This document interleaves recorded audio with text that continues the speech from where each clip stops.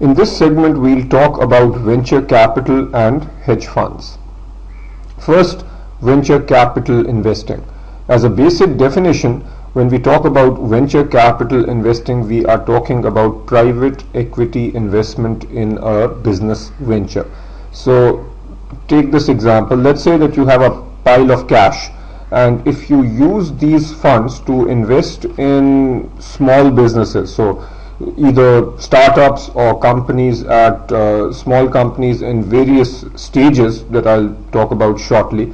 So you take your money and invest in these businesses, and you might have different percentage stakes in each one of these businesses. This is referred to as venture capital investing.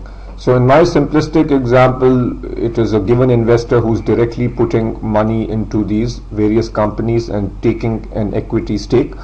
What happens more often is that we have this venture capital fund, and what investors, generally wealthy investors, so investors put their money in this venture capital fund, and obviously this venture capital fund is run by a fund manager who has expertise at identifying successful small companies that have a lot of potential. So the money that they collect, and in this venture capital fund, sometimes the fund manager or the sponsor of the fund might have their money also included in this fund, and then this money is used to invest in and fund companies. And then obviously as these companies grow and become better, then the returns go back to the investors. So that is fairly simplistic and essentially what you need to know at our current level. The next point is that obviously these investments in startups or small companies can be made at various stages of a company's life cycle. The most basic kind of investment, or the earliest possible investment, is a seed stage investment. This is described well on page 214 of the curriculum, and I know I'm not adding tremendous value here, but I'm simply going to read what the curriculum says because I think it's nicely and succinctly put in the curriculum. So when we talk about seed stage, the curriculum says that seed stage financing is capital provided for a business idea. The capital generally supports product development and market research. So essentially here, this is the earliest stage, and we are putting money in to the whole idea development process. The next is early stage.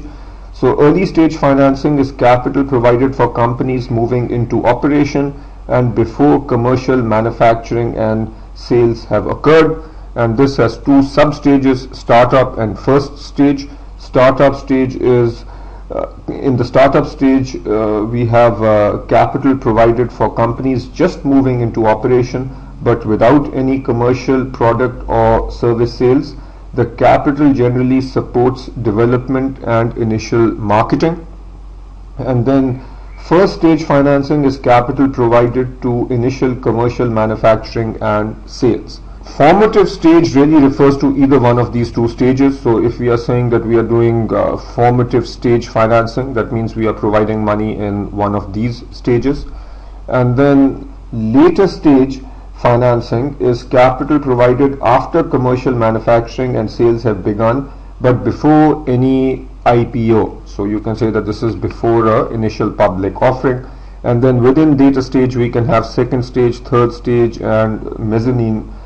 Second stage financing refers to capital used for initial expansion of a company already producing and selling a product but perhaps not yet profitably. And then third stage financing is capital provided for major expansion such as physical plant expansion, product improvement, or major marketing campaign.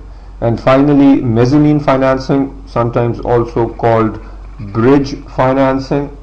So mezzanine financing is capital provided to prepare for the step of going public and represents the bridge between the expanding company and the initial public offering.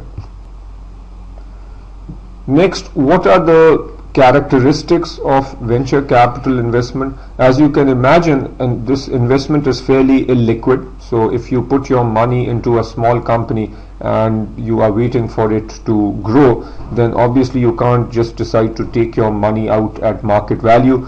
Your money will be locked in for a number of years. Hence, this is a illiquid investment. You need to have a long-term investment horizon. That's obvious. Difficulty in valuation, we will talk about this later, but when you are talking about a startup, then how do you value the startup? Clearly it is difficult because we don't have comparables, we don't necessarily have any earnings, so valuation is difficult.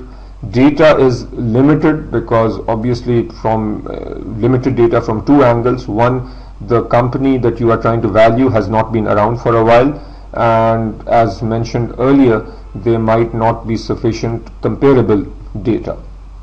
Another issue is entrepreneurial and management mismatch.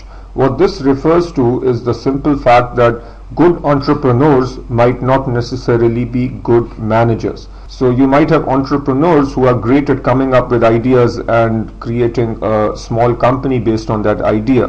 But if the idea is successful and the company becomes larger, then those entrepreneurs might not have the management skill to keep the company expanding or to be successful once the company has attained some basic size.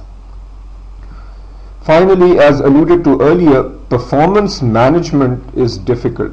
And what does this mean? Let's say that you are trying to evaluate a venture capital fund which has made investments, several investments. So for simplicity, we'll just say that they've invested in 3 companies. Now obviously, to figure out how this venture capital fund is doing year on year, we need to understand how the value of these underlying companies, how these values have changed.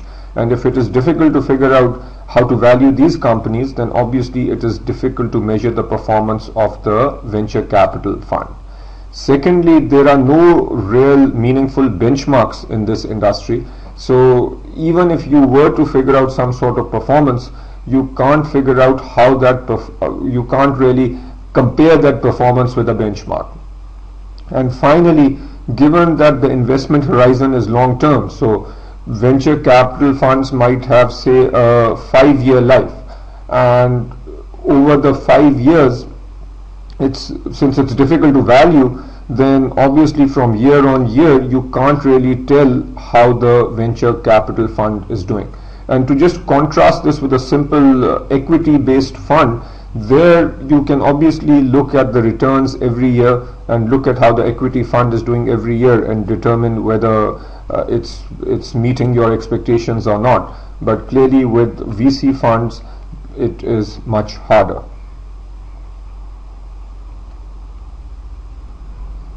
Venture capital valuation is not easy, and that's primarily because of the risks and uncertainties involved, but nevertheless we will try and give it a shot. I am going to base this discussion on example 5 in the curriculum, and from an exam perspective I think this is quite important. The procedure that we will use is as follows. We will try to value a small startup, and the way we will value it is, first we'll try to determine what is the expected payoff if this startup is successful. So we'll say that we are investing money at time 0 and we want to find the value at time 0. So the first thing we need to say is that if the firm is successful, what will the value be? Let's just pick a number right now of, say, 10 million. And then with this 10 million, if the company is successful, when to exit successfully? So when will we get this 10 million? So let's say that this is after 5 years. And then we also need to determine what is the probability that we are going to be successful. So we are going to use these factors, and then we are also going to use the initial investment as well as an appropriate discount factor to come up with the value of this company. Now, from the curriculum, the example is as follows. This, by the way, is example 5 on page 217. So we have a situation where we are considering a investment at time 0 of $1 million, and this particular investment, the expected payoff is 16 million after 7 years. So at the end of 7 years, so at year 7, we have an expected payoff of 16 million. However, we are obviously not sure that the company will be successful, and the data given to us is that for each one of these years, year 1, year 2, etc., we are given a failure probability. So we are given this failure probability for year 1 is 0.25, for year 2 is 0.22, for year 3 is 0.20, and then it continues to be 0.20 till year 7. Now, the way we approach this problem, the first thing that we need to do is determine what is the probability of success. And the way we do that is we basically use the basic rules of probability. So in year 1, the probability of success is 0.75, and we essentially need a situation where we have success 7 times. So if year 1 probability of success is 0.75, in year 2 notice that it is 0.78, and then in year 3 the probability of success is 0.8. so that's 1 minus the probability of failure. That gives us the probability of success equal to 0.8, and then we have 0.8 5 times, because this goes on 5 times, 0.2 and then again 0.2 for year 4 all the way till year 7. So if we multiply this out, we get 0.192. So the probability of success, in other words, the probability of actually getting the $16 million after 7 years is 0.192. Next, we need to figure out the NPV of this project if it is successful. So if we do go all the way through and we get our 16 million, then the NPV of the project is minus 1 million plus 16 million divided by 1.18 to the power of 7. Where did this 1.18 come from? We are actually given in the problem that the cost of equity here is 18%. And don't worry about exactly how we derive this 18%. You can assume that the problem that you will have to solve will generally give you this required rate of return. So the NPV, if the project is successful, is equal to minus 1 plus 16 over 1.18 to the power of 7. All we've done here is taken the 16 million and discounted it back to time 0. So this NPV turns out to be 4.02 million. Now, what is the NPV if the project fails? So if the project fails, then we spend the 1 million and don't get any returns. So the NPV then is simply minus 1 million. Given the NPV of success and NPV of failure, we now need to find the expected value based on probabilities. So the expected value is equal to the 4.02 million times the probability of success, which is this.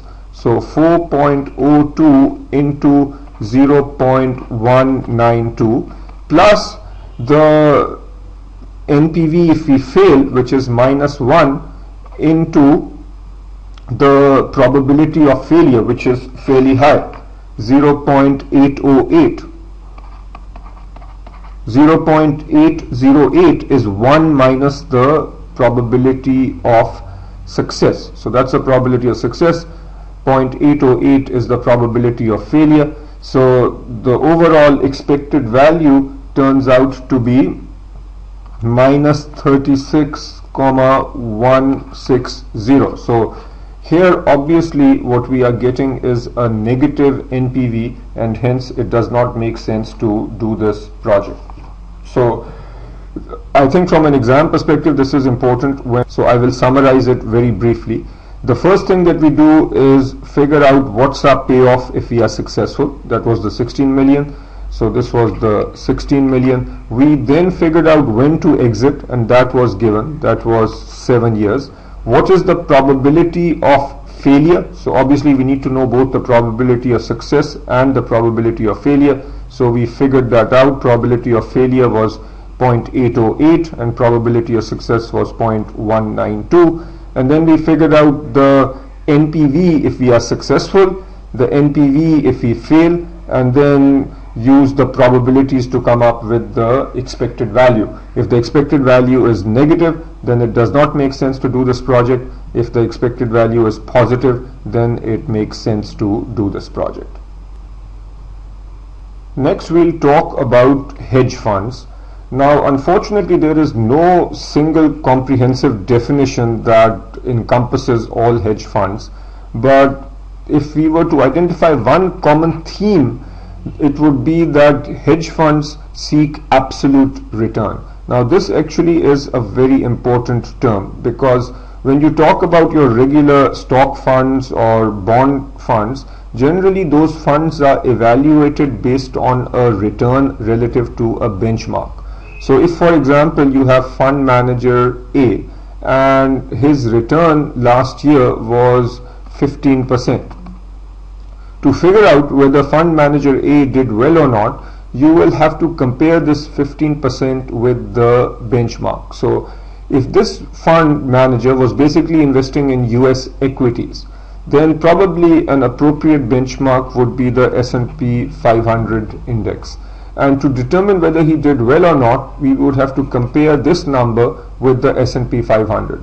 So if S&P 500 had returned 20% in the same period, then we would say that the fund manager did badly. Now if for example in the year before that the fund manager had a return of -5%, but S&P had returned -20%, then even though we have a negative return here, we would say that the fund manager did well because he did better than the S&P 500. Now this is the way typically most equity funds are measured relative to a benchmark, but investors actually are more concerned with absolute returns. So if you ask an investor whether he would prefer the 15% or the -5%, most investors would pick 15% any day, because they are not as concerned with beating a benchmark. They are more concerned with the sort of return that they are getting. And it is because of this reason that hedge funds have become fairly popular, because they are striving to give an absolute return regardless of what happens in the market.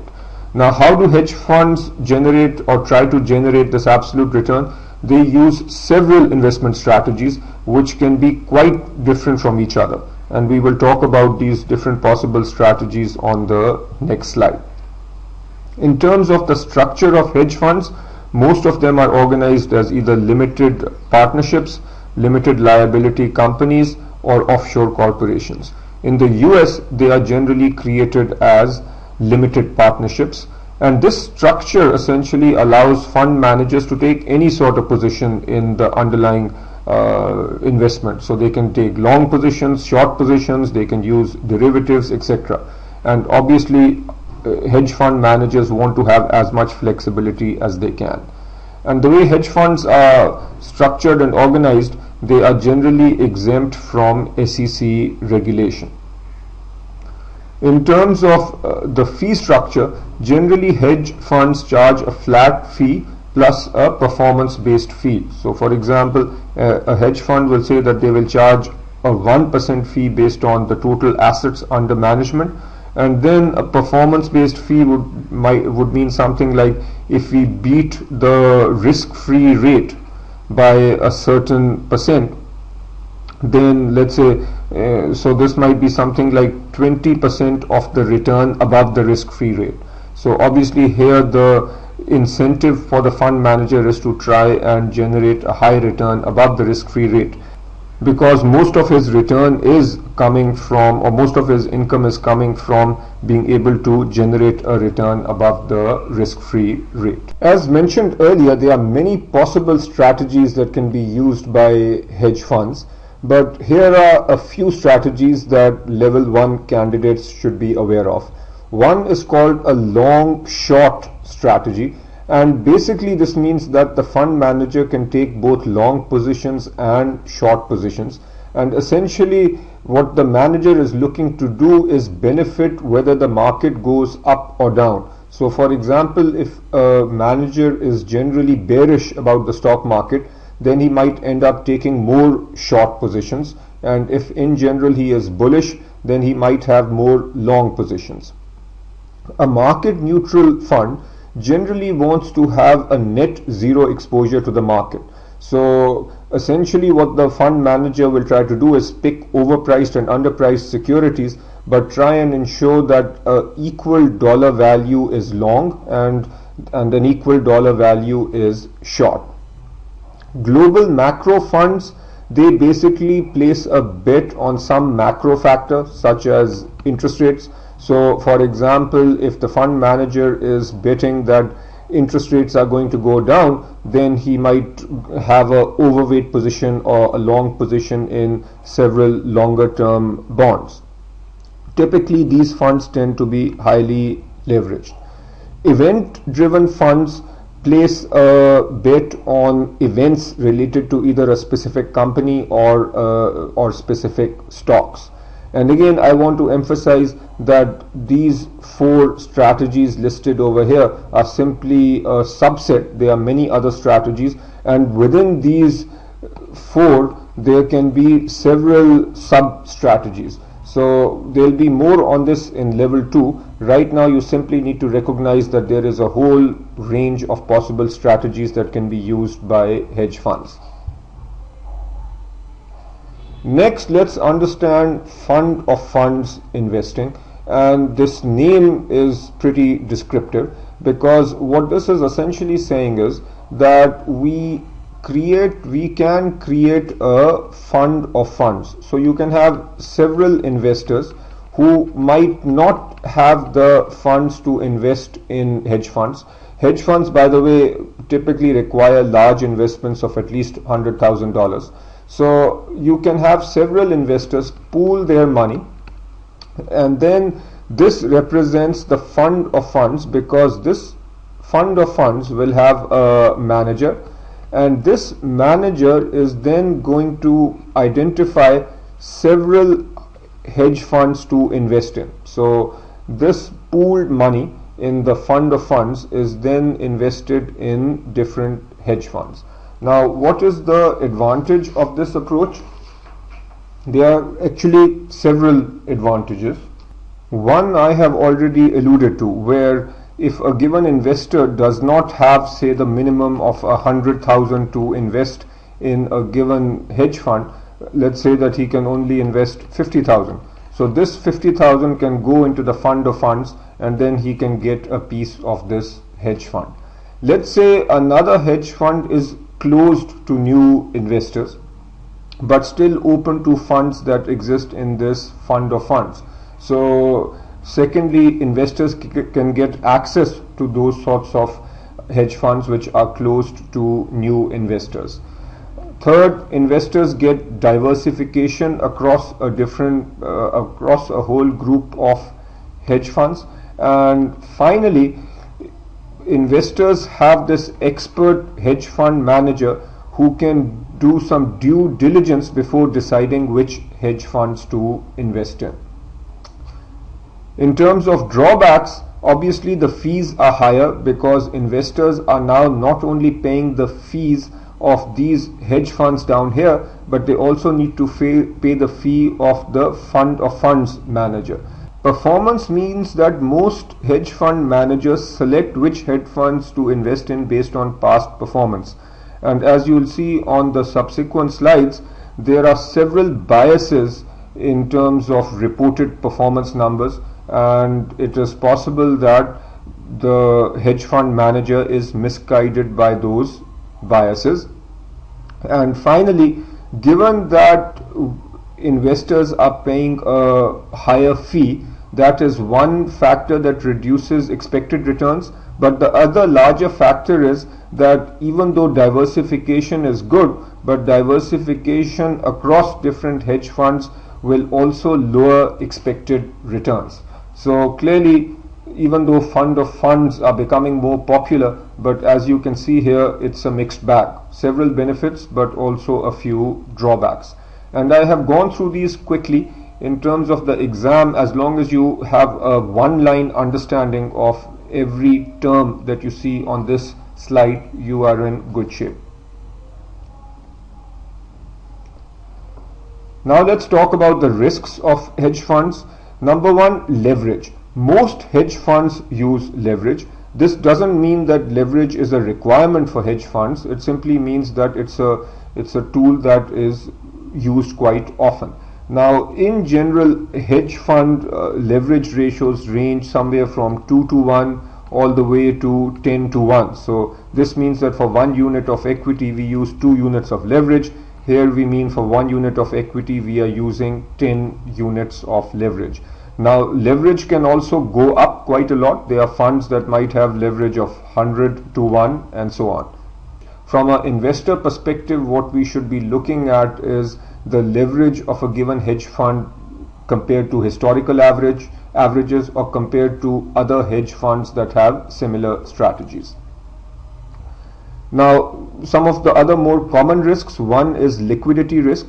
This is obvious because many of the underlying instruments in a hedge fund portfolio might be relatively less liquid, and since they are less liquid, then the overall hedge fund faces liquidity risk. Now, pricing risk is again related because if we are dealing with securities or investments that are relatively less liquid, then obviously determining their correct price can be difficult. Counterparty risk is because most of the underlying investments or instruments are generally over the counter. So the hedge fund might be interacting with brokers or dealers, especially dealers in the over-the-counter market, and there is a risk that the counterparty, which is typically a dealer, there is a risk that the dealer might default. Short squeeze risk means that if the hedge fund has several short positions and if the prices of the assets start going up, then lots of people will be trying to buy to cover their short positions, and if a lot of buying is taking place, then the prices will go up even further, hurting the short position. Financing squeeze happens when there is a high degree of leverage in a given fund. So if there is high leverage and let's say that the fund receives margin calls or needs to raise more funds for some reason, then if the fund is already heavily leveraged, then the cost of raising new funds can become exorbitant, and that is referred to as a financing squeeze.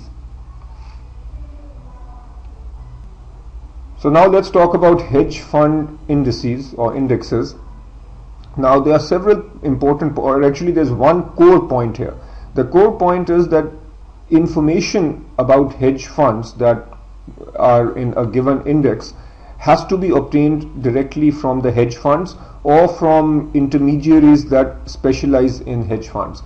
The point being this: unlike stocks where the stock data is publicly available, hedge fund data is not publicly available and needs to be obtained from hedge fund managers, and it is up to the discretion of the hedge fund manager to provide their information. This is going to be discussed on the next slide when we talk about biases. Hedge fund indices can either be equal weighted or weighted by assets under management. The reason equal weighting is used at times because hedge funds don't always disclose what assets they have under management and in what ratio. But when that information is available, then it makes more sense to weight based on assets under management. A major issue when it comes to hedge fund indices is that there are no performance presentation standards in the hedge fund industry. So different hedge funds might be using different standards or different metrics to report their performance, and hence putting together the data from different hedge funds can be pretty difficult. Now this is important from an exam perspective. When we are looking at hedge fund data, especially performance data or the data related to hedge fund indices, there are several biases that we need to be aware of. The critical ones are listed in the top half of this slide. One is self-selection bias. As alluded to earlier, the disclosure of hedge fund data is optional. So obviously hedge fund managers who are doing well are more likely to give their hedge fund data, and hence there is a self-selection bias where there will be a upward bias in terms of performance. Backfilling bias is related. So since the best performing fund managers will give their data, so they will give their track record, which is going to be relatively positive. So when we look at hedge fund databases, the track record that we will see in there will reflect the track record of the hedge funds that are performing well. Survivorship bias implies that if we take a snapshot, so at a given point in time we look at the funds in a hedge fund database. So let's look at it this way. Let's say that it is currently 2011 and we have about 5 hedge funds in the database. Now if this database had been created in 2005 and at that time we, let's say, had 20 hedge funds, then out of these 20 hedge funds, the 15 hedge funds that didn't perform well have dropped out, and we are left with the top 5. And we look at the return of the top 5, and let's say the return of the top 5 is 25%. Now it would be misleading to think that this 25% is representative of the returns of hedge funds, because we are now only left with the best hedge funds. And secondly, who knows which of these funds will survive in the future. So this bias of relatively high returns, because we are only looking at the funds that have survived, and the funds that have survived are typically the best funds. So because of the survivorship bias, again there will be an upward bias in the performance results. Other biases: smoothed pricing of infrequently traded assets. So as mentioned earlier, many of the assets that would be contained in a hedge fund are traded infrequently, and if they are traded infrequently, that means that we are generally going to smooth out pricing and take average prices and so on, which means that there is going to be a downward bias in terms of the standard deviation or the variability of the hedge fund returns. So again, downward bias in the risk indicator.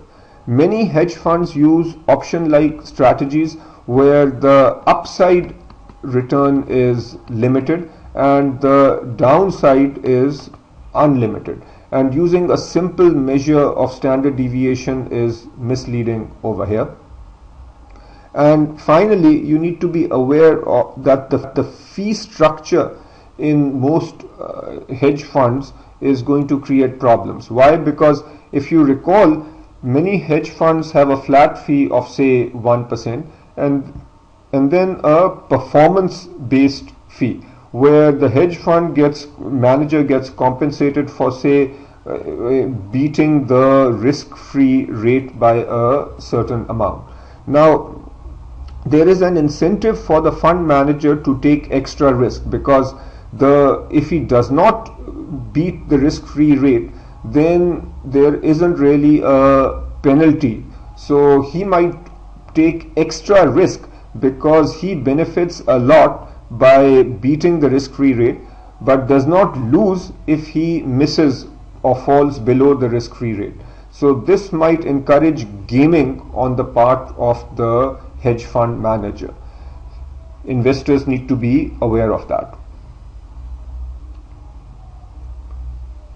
Now here I think is a classic example of what you might see on the exam. The average return for a hedge fund index is overstated and or understated. Now, as you've seen, based on things like the survivorship bias and the backfill bias, the average return for the hedge fund index is going to be overstated. What about the standard deviation for the hedge fund index? Now, given the factors that I just talked about, such as the pricing being smoothed for underlying assets that are not traded as often, so because of these reasons, the riskiness of a typical hedge fund index will be understated.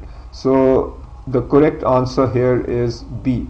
If I were to bet on the sort of question that would show up related to hedge funds, I would bet that we would have something like this, because in the material that we have studied on hedge funds, it essentially boils down to the fact that a hedge fund investor needs to be aware that if he's looking at any hedge fund index data, the performance is going to be overstated, and the riskiness of hedge funds is typically going to be understated.